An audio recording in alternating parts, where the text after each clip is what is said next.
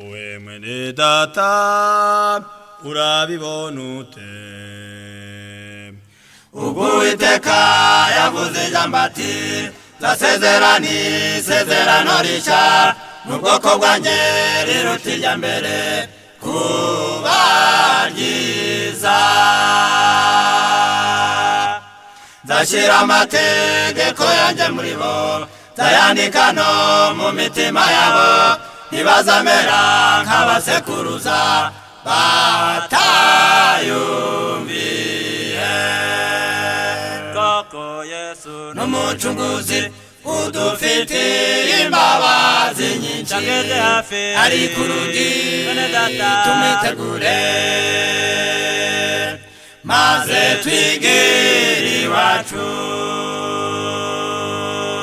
nibwo yavuze iryo sezerano rishya, bigaragara ko iryariho mbere yakuweho kubw'umumaro muke, ibitambo n'amaturo ntibizongera kwemerwa. Igitambo gishyitse cyaratambwe, nicyo cy'umwana w'intama ihoraho, bivugwa yuko uwizera azabeshwa no kwizera. Koko Yesu n'umucunguzi udufitiye imbabazi nyinshi, ageze hafi ari ku rugi tumwitegure, maze twigire iwacu. ijambo ry'ukuri ryarahinyuwe, abakuru b'idini bihimbiye inyigisho zo mu bushake bwabo, zinyuranye no gushaka kw'Imana. Bizaba bite ubwo inyamaswa izagurutswa no gukuraho igitambo gihoraho, hakaza ikizira cy'umurimbuzi, bazatembanwa.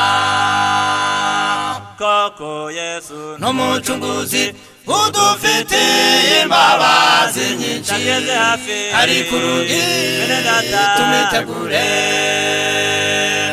maze twigire iwacu.